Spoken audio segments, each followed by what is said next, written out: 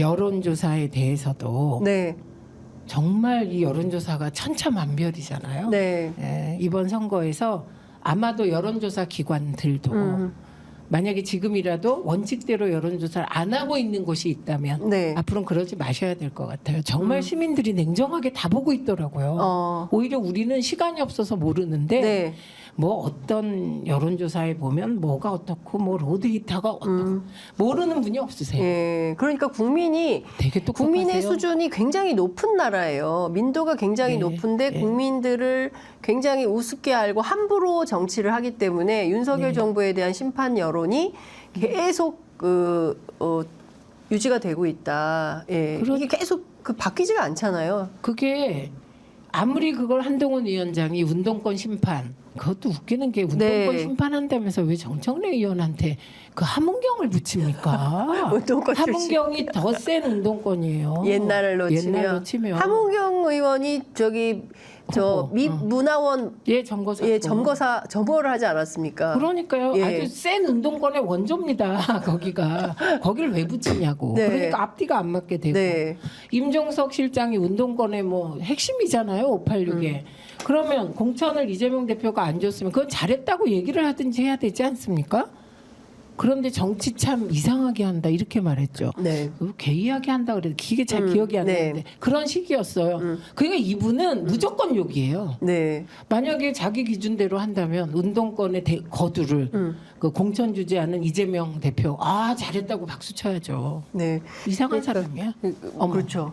저 이거 취소하겠습니까? 예. 좀 기준이 없는 분으로 보입니다. 네. 도태우 변호사라고 있어요. 네, 5.18 폄훼. 박근혜 전 대통령 변호사죠. 네. 일베예요. 일베 게시글도 공유했죠. 네. 여러 번. 예. 일베예요. 예.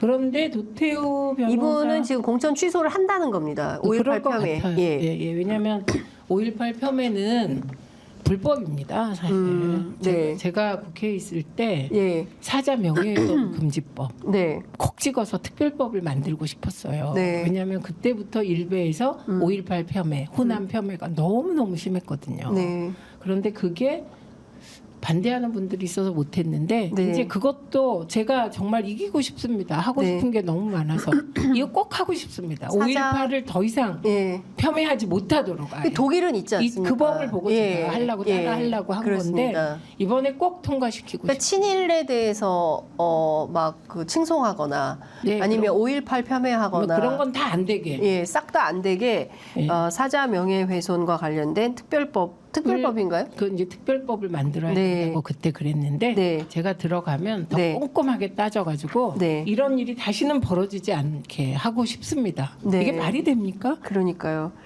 언제까지 이런 말도 안 되는 역사 왜곡에 시달려야 되는 건지 국민들은 다 정리가 됐는데 네. 정권에서 끊임없이 이것을 흔들고 그렇죠. 있어요. 그러니까 네. 그렇기 때문에 국민들이 현 정부에 대해서 좋은 점수를 네, 주지 줄 수가 못하고 있다. 뭐 좋은 점수를 주고 싶어도 일을 잘해야 좋은 점수를 줄 거 아닙니까? 근데 일을 잘 못하니까 평가가 매우 나쁘다 이런 말씀 좀 드리겠습니다. 이거는 좀 어떻게 보세요? 최근에 이제 조국혁신당 그 많은 인재 영입이 되고 있는데요. 좀 전에 저희가 박은정 전 검사도 왔다 가시고 전반적으로 어떻게 보세요? 그러니까 더불어민주연합은 지금 또 문제가 좀 그 지적이 되고 있어요. 조선일보 등에서 특히 이제 국민의힘에서 뭐라고 얘기를 하냐면 반미 종북 세력에게 국회의 문을 열어주고 있다. 종북 횡재 뭐 이런 주장을 하고 있습니다. 이런 주장은 동의하십니까? 우선 이 주장에 대해서 그 당의 하태경 의원이요. 그 사람이 반미 종북이었어요. 네. 이게 좀 철진한 이념 이제 그만하고. 네. 예.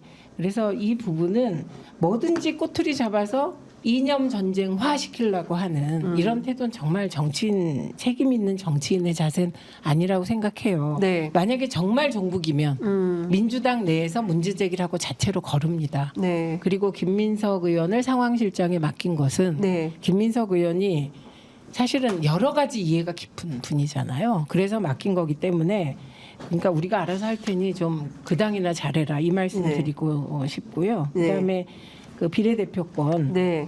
그러니까 비교적 저는 뭐 그 인재 영입을 잘하고 있는 것으로 보입니다. 제가 뭐 제 코가 석자라서 네. 뭐 한 명을 뭐 현미경처럼 본 건 아니지만 네. 박은정 전 검사도 네. 인재잖아요. 네. 그리고 그 외교안보연구원장 했던 네, 김준형 교수. 김준영 교수도 사실 이런 분들이 다 민주당에 영입되어야 되는 분들 아닌가요? 근데 그 비슷한 역할을 할 다른 분이 민주당에 영입됐기 때문에 그래서 그렇구나. 민주당의 경우는 네. 조금 다르겠죠. 예, 그게. 그래서 저는 조국 혁신당이 민주당으로서는 조금 부담될 수 있는 분. 예를 들면 박은정 전 검사 또 좋은 인재지만 민주당이 영입하기에는 부담이 될 수도 있는 거잖아요. 예, 그러니까 그런 분들 뭐 대체로 영입을 잘 하고 있다고 봅니다. 네, 따로 또 같이. 네, 그런데 네. 저는 네. 지금 조국 혁신당이 네. 사실 또 여론조사의 트릭이 뭐냐면 네.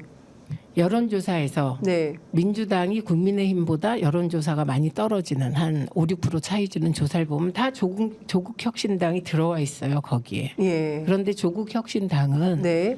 당의 지지율 7% 정도 나오거든요. 네, 네. 그렇게 다 놓고 하면 네. 그 7%는 민주당하고 같이 가는 표예요. 그렇죠. 예, 그렇기 때문에 이게 한 기자가 이 기사를 썼더라고요. 네. 착시다, 국민의힘 착시다 네, 네. 이렇게 썼던데 네. 그런데 이제 비례대표 지지율을 보면 어떤 경우는 조국 혁신당이 앞서는 것으로도 나오고 네. 뭐 이렇습니다. 근데 이거는 연동형 비례대표제로 갔을 때 민주당이 자체 위성 정당을 만들지 않고 시민사회와 같이 가겠다, 진보 세력과 같이 가겠다는 순간 네. 많은 민주당 지지자들이 네.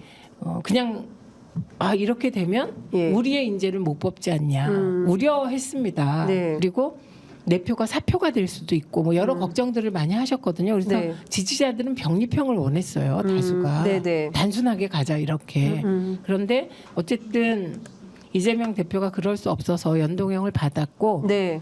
그로 인해서 오는 근본적인 한계가 있다고 생각합니다. 저는. 네.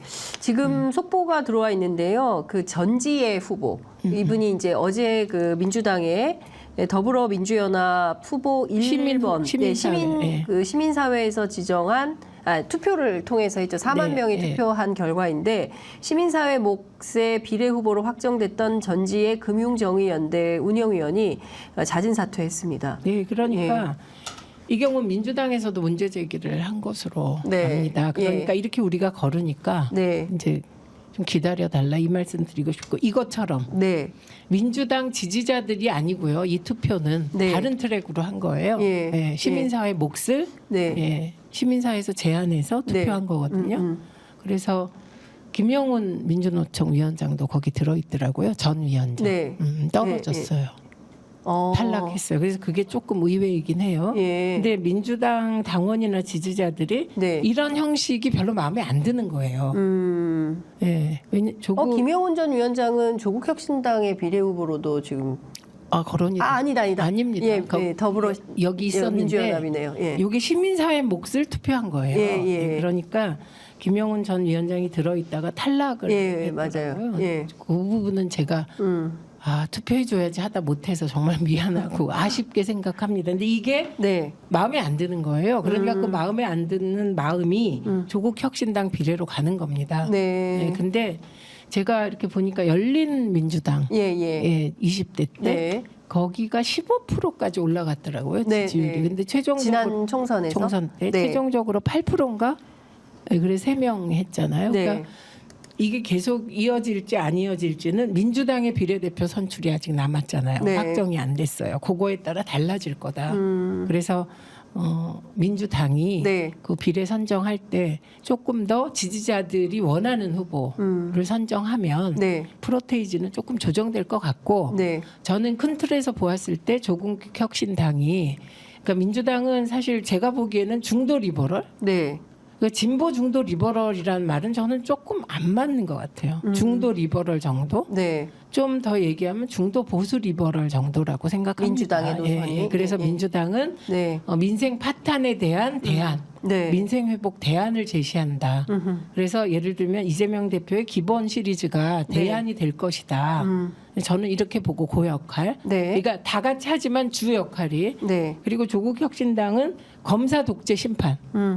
그리고 윤석열 정부 조기 종식 네. 예, 이런 그 확실한 색깔로 가면 이 판에 대한 지지자들 네. 중도부터 진보 지지자들의 욕구가 네. 충족이 된다고 네. 생각해요. 네. 그래서 큰 틀에서 봤을 때는 뭐 연대지만 네. 저는 뭐 민주당 몰빵입니다.